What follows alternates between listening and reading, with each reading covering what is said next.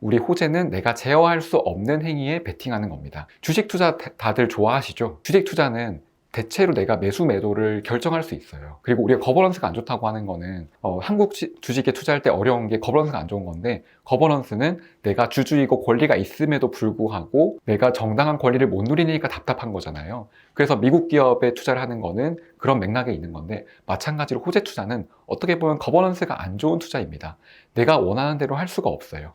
조합원들을 다 설득해야 되거나 나라를 설득해야 되기 때문에. 그래서 내가 제어할 수 없는 사건에 베팅하는 행위이기 때문에 결과적으로 잘 된다고 하더라도 그 과정이 너무 고통스럽기 때문에 가급적 추천드리지는 않고 있습니다.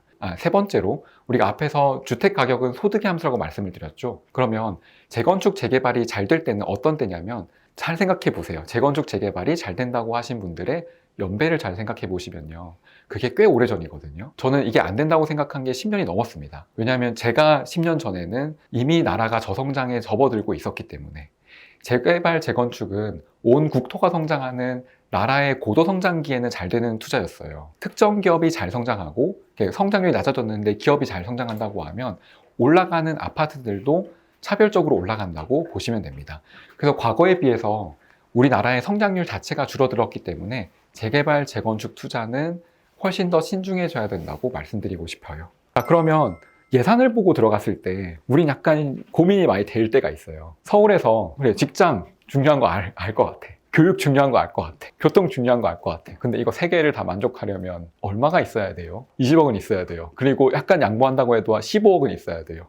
그 아파트 가격으로 15억은 있어야 되거든요. 근데 이거 15억이 꼬마 빌딩을 살 수 있는 가격인데 한두 푼이 아니잖아요. 비생산성 자산의 15억이 되게 비싸잖아요. 서울은 이 중에서 두 개의 기둥만 잡으셔도 됩니다. 서울이라는 지역이라고 하면 대부분의 지역들은요, 직장은 돼요. CBD, GBD, YBD 중심으로 보시면 돼요. 마곡은 잘 모르겠고요.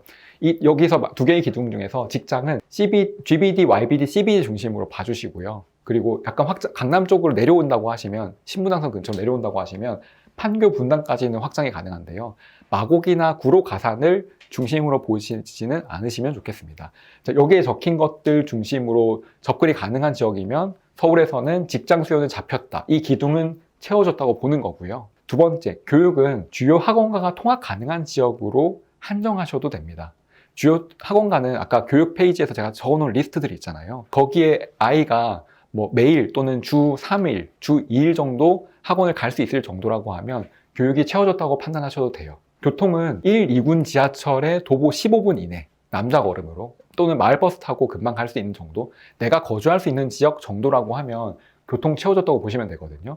그래서 서울은 여기에서 두 개만 잡아도 충분히 됩니다. 왜냐하면 서울 아파트는 이미 거기에 아파트라는 유형, 아파트라는 거버넌스가 되기 좋은 유형으로 지어졌다는 것 자체가 경쟁력이거든요. 서울은 닫혀 있잖아요. 서울이 더 커지진 않잖아요. 서울에서 뭔가 지으려고 하면 있던 거를 부셔야 되거나 산을 깎아야 되는데, 산은 다 그린벨트거든요. 서울은 신규 공급하려면 있던 걸 없애야 됩니다. 이 말은 뭐죠? 대체 가능성이 되게 낮다는 거고요. 서울은 이미 여기에 아파트라는 형태로 존재하는 것 자체가 경쟁력이기 때문에 두 개만 잡아도 됩니다. 하지만 수도권 투자한다고 하면 이 세 개는 꼭 반드시 다 채워줘야 돼요. 어떻게 보면 서울보다 수도권 투자 때문에 기둥을 더 강조드리는 걸 수도 있어요. 서울은 대부분은 직장이 걸리고 둘 중 하나가 걸리기 때문에 정말 산기슭을 사지 않는 이상 대부분 괜찮거든요. 수도권은 꼭 세 개를 다 채우셔야 돼요. 성남 구시가지 쪽에 가격이 오르니까 주변에 있던 상가들 무너뜨려가지고 아파트 짓고 재개발하고 재건축하고 되게 많이 해서 공급을 정말 많이 늘렸어요. 그러면 이 세 기둥을 다 못 채우게 됩니다. 아파트들이 공급이 많아지니까 대체할 수 있는 아파트들이 되게 많이 공급되거든요. 경기도는 트여 있잖아요. 엄청 크잖아요, 경기도가. 그래서 특정 지역이 잘 돼요. 그 산성 포레스티아 근처 쪽도 보면 걔가 잘 되니까 주변에 다 허물고 새로 짓고 있거든요. 은행동까지 재건축을 했잖아요. 이런 것처럼 경기도는 한번 들어오면 잘 되면 근처에 재개발이든 재건축을 해서 지어버립니다. 지어버리면 아파트 가격이 올라가다가 수요가 거기로 분산되니까 가격이 덜 오르게 되거든요. 자, 그런데 경기도에서 새 기둥을 만족하는 집들은 이미 꽉 차 있어요. 경기도에서 직장 통일이 잘 되는 지역들은 새로 아파트 들어와도 채워질 수가 있죠. 교육이 잘 되는 지역도 새로 아파트 지어지더라도 어느 정도 채워질 수 있거든요. 하지만 교통이 안 돼요. 이미 역세권 근처에는 다 지어져 있기 때문에. 경기도는 판교만 봐도 판교 역세권 근처에 재개발할 데가 없잖아요. 산성 포레스티아 근처 봐도 거기 근처에 이미 역세권 근처는 아파트 다 꽉 차 있잖아요. 그래서 경기도는 반드시 3개를 다 채우셔야 됩니다. 그리고 만약에 이게 안 된다? 경기도 그냥 안 사시는 게 나아요. 아마 뒷장에 보시면은 가격이 나와 있는 이런 장표가 있으실 거예요. 이 장표 보면 여기에 보면은 가격들이 나와 있거든요. 경기도에서 갭으로 투자할 만큼의 그 아파트들이면은 여기 제가 보기에 꽤 괜찮은 아파트들 갭 투자가 가능합니다.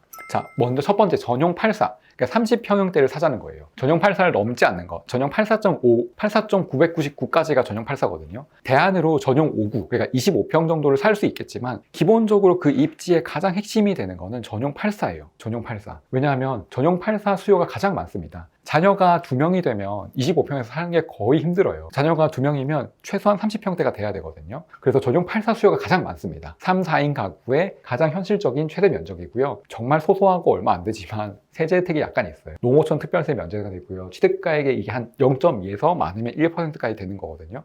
정책 모기지라고 하는 게 있습니다. 보금자리론, 디딤돌 대출 이런 거에 대상이 되기 때문에 약간 전용 84까지는 살짝 서민 프레임이 약간 있어서 규제에서 약간을 벗어나는 부분들이 있고 지원책이 있는 경우가 있어서 전용 84까지 보는 거를 추천드리고요. 한 가지 질문을 해보죠. 전용 84 30평대가 있어요. 또는 더 넓은 집이 있어요. 40평대가 있어요. 사람들은 어디에 살까요? 그렇죠. 전용 84에 살겠죠. 33평 정도에. 33평과 40평에 있는데 더 넓은 집을 선택할 만한 가구는 많지 않습니다. 특히 자녀가 1명에서 2명 정도 있으면 대부분은 30평형대에서 머무르세요. 어떻게 보면 당연한 거예요. 전용 84가 조금 더 싸잖아요. 조금 싼 걸로 더 좋은 입지, 특히 교육이 더 좋은 데를 가시려고 하지 교육을 포기하고 40평대에 살려는 가구는 거의 없거든요. 결국엔 교육인 거예요. 전용 84까지 보통 가시고 자녀가 많으면 얘기가 달라지지만 대부분은 1명에서 2명이니까 그 예산 한도 내에서 가장 교육을 좋은 데로 가십니다. 그래서 84를 넘어가는 순간 수요가 확 꺾여요. 이것도 부동산 가다 보면 사람마다 의견이 되게 달라요. 특히 젊으신 분들은 무조건 고층 좋아하세요. 근데 연배가 있으신 분들은 저층을 많이 선호하시거든요. 그런데 우리는 아파트를 사서 10년 뒤 정도에 판다고 가정하고 들어가시는 게 좋아요. 물론 10년 전에 팔 수 있어요. 우리가 사는 아파트들은 그 전에 팔아도 문제가 없는 아파트들인데 기본적으로 우리가 바라볼 때 계획은 10년을 보고 하시는 게 제일 좋거든요. 기준점, 실제 행동은 다르다고 할지라도 10년 뒤에도 고층 세대가 여전히 선호될 것인지 10년 뒤에 저층 세대가 선호될 것인지를 예상해보면 어느 정도 명확한 것 같아요. 지금 젊은 사람들이 10살 더 먹으면 그 사람들의 성향은 그대로일 텐데 지금 젊은 분들이 고층을 선호하시기 때문에 10년 뒤에도 여전히 고층이 선호될 거라고 예상을 할 수 있고 그래서 매수한다고 하면 고층이 낫습니다. 그래서 무조건 고층이 낫고요. 이거는 부동산에서 저층도 괜찮다고 하시는데 네, 괜찮은 거지 그거를 사서 좋다는 건 아니거든요. 자, 중고차 좋아하시는 분들은 아실 텐데요. 같은 차인데요. 파란색이 있고 흰색이 있어요. 똑같은 가격, 흰색. 네, 흰색이 정답인데요. 같은 가격인데 흰색이면 싼 거거든요. 아파트도 마찬가지예요. 같은 아파트인데 고층이면 싼 겁니다. 고층 사시는 게 무조건 좋아요. 10년 뒤에도 잘 팔릴 거니까. 자, 그럼 층별로 수요가 있습니다. 2층 사지 맙시다. 심플하게. 이거 어지간히 싸도 안 사는 게 좋아요. 한 20% 싸면 시세보다 10억짜리 시세인데 일반층이 8억에 팔면은 살만한 것 같아요. 그럼 벌 수 있거든요. 근데 기본적으로 걱정이 많으시면 2층 그냥 사지 마세요. 팔기 진짜 힘들어요. 왜냐하면 2층 가는데 엘리베이터 탄다고 뭐라 하는 분들이 계신데요. 그걸 그렇게 비싼 집 사고 그런 소리 듣고 싶어 하시는 분들이 별로 안 계시거든요. 2층이 특별히 이점이 있는 것도 아니고 겨울에 이제 얼면 뭔가 배관 막혀서 얼면 2층, 3층 뭐 많으면 4층까지 올라오거든요. 그래서 2층은 보지 맙시다. 만약에 갖고 계신 분이 계시면 시장이 풀렸을 때 매도하고 갈아타시는 것도 고민해 볼 만한 것 같고요. 한강뷰로 다시 가봅시다. 한강뷰 중에서 남향 한강뷰가 좋을까요? 북향에 있는 한강뷰가 좋을까요? 저도 처음에는 남향 한강뷰가 좋은 줄 알았는데요. 하다 보니까 북향 한강뷰가 더 좋은 걸 알게 됐어요. 옥수동에 있는 아파트들이 그렇잖아요. 옥수동, 금호, 오울림 이런 애들이 남향에 있는 한강뷰거든요. 남쪽에 강을 치고 빛이 들어오면 너무 셉니다. 너무 세서 우리가 저기 빨간색 이런 거 있잖아요. 뭐 얘도 빨간색이잖아요. 빨간색 같은 게 분해가 돼서 빨간색에 있는 가구들 색이 바라기 시작해요. 그래서 남향에 있는 한강뷰보다 북향을 더 많이 선호하신다고 하고요. 해가 너무 세고 자외선이 너무 많이 들어오니까 남향에 있는 한강 오래 보신 분들은 점점 더 북쪽을 많이 보러 간다고 하시더라고요. 저도 이거 건축가분한테 좀 여러 번 물어보고 알게 된 거거든요. 재밌죠? 이런 맛이죠. 강의 듣는 맛은. 어디 가서 이제 남향에 한강 있는 게 좋아, 북향에 있는 게 좋아라고 하면 이런 얘기 하시면 됩니다. 대략 한 2000년씩 이전 아파트들은 이 벽도 이제 내 면적에 포함되어 있었어요. 내가 사는 면적에. 근데 규제가 세니까 이 벽 두께는 면적에서 빼라 라고 해서 그때부터는 빼고 안목지수, 진짜 눈으로 보이는 면적만 넣도록 한 게 안목지수인데요.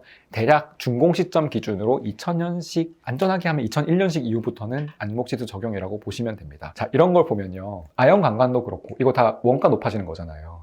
이것도 원가 높아지는 거잖아요. 대한민국은 부동산 거버넌스엔 진심인 거예요. 엄청나게 진심인 거예요. 우리 상법 개정은 안 하는데 이거는 정말 끝없이 개정하고 있는 거예요. 네, 그래서 거버넌스가 되게 좋은 시장이다. 자, 그리고 아파트 보다 보면 연식이 1년밖에 차이가 안 나는데 어떤 아파트가 되게 싼 게 있어요. 98년식, 99년식인데 98년식이 한 6% 싼 게 있어요. 아파트 시장이 진짜 치밀하거든요. 98년식은 안목지수가 아니고요. 99년식은 안목지수라서 6% 정도 차이 나는 경우가 생각보다 많이 있어요. 왜냐하면 전용 8사 기준으로 분양 면적이 2평 차이 나거든요. 발코니 포함한 면적이 6% 정도잖아요. 이거 너무 신기하게 가격에 반영이 돼요. 진짜 신기합니다. 대단지 아파트는 거래량이 많아요. 거래 비율은 똑같아요. 소형단지랑 크게 차이가 안 나는데 그냥 거래 건수가 많으니까 효율적인 시장으로 가는 속도가 훨씬 빠릅니다. 자, 그러면 제가 꼭 대단지만 추천하는 거 아니라고 말씀드린 이유가 대단지는 거래가 되면서 계속 시가평가가 되는 거잖아요. 소형 아파트 단지는 시가평가 속도가 그만큼 느립니다. 느리기 때문에 내가 싸게 살 수 있는 기회가 훨씬 많거든요. 대형이 올랐는데 소형이 안 올랐어 라고 했을 때 소형 사면은 되게 괜찮습니다. 브라운스톤 옥수가 12억 중반에서 15억을 갔을 거예요. 이런 케이스가 나오는 거예요. 위에 애들이 다 갔거든요. 근데 브라운스톤은 이 차는 되게 소형 아파트라서 계속 저가의 거래가 되다가 갑자기 15억을 한번 찍혔거든요. 이런 케이스가 생깁니다. 거래량 자체가 적으니까. 그래서 대형 아파트가 좋은데 대형을 산다고 했을 때는 대형 프리미엄을 어느 정도 지불한다고 보셔야 될 것 같아요. 대형을 살 때는 가급적 깎아서 사시고 대형을 한번 옥수동에도 대형이 여러 개가 있잖아요. 옥수 이편한 파크힐스 이거 안 깎이면 여기서 깎이는 거 사시는 것처럼 깎이는 물건 사시는 게 좋거든요. 대형을 살 때는. 근데 깎이는 게 없다라고 하면 소형 아파트 중에서 아직 시장 상승률을 안 먹은 걸 사시는 것도 추천을 드립니다. 승리하는 군사는 먼저 이겨놓고 싸우고 패배하는 군사는 싸움을 걸어두고 이기려고 한다고 하거든요. 근데 이거 부동산 투자랑 똑같은 것 같아요. 부동산 투자는요, 매수하는 시점에 사실 수익률 결정돼 있다고 생각해요. 거의 끝나요. 그때 매수하면 사실 끝난 거예요. 왜냐하면 수요 사실 결정이 되어 있죠. 나라가 꼬꾸라지진 않을 것 같아요. 특히 서울에 산다고 하면 서울이 꼬꾸라지진 않을 것 같거든요. 가격, 우리가 살 때 이미 적정한 가격이나 싸게 사거나 프리미엄 안 주고 사면 이미 이긴 거거든요. 세금도 되게, 여긴 사실 이 챕터는 세금 때문에 넣은 건데요. 세금을 잘 세팅하면 사실 결과가 거의 확정되어 있습니다. 간혹 이벤트성으로 나오는 특수한 거래들이 있습니다. 그게 6장에 있는 Yet Another Chance 투자 전략인데요. 얘는 펀더멘털 개선에 베팅하는 거거든요. 이거 보고 어떤 느낌이 드세요? 너무 비대칭적이잖아요. 양아치 전략.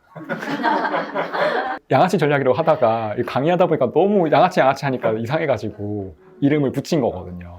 이거 정말 시장 상승률만큼은 먹고요. 거기에 무조건 알파는 무조건 먹을 수 있는 거예요. 안 먹을 수도 있지. 안 먹어도 나는 어차피 서울 아파트만큼은 먹어요. 그래서 아비트리지가 되고 얘까지 한다고 하면 정말 좋습니다. 7장 2025년 추천 지역과 아파트인데요. 첫 번째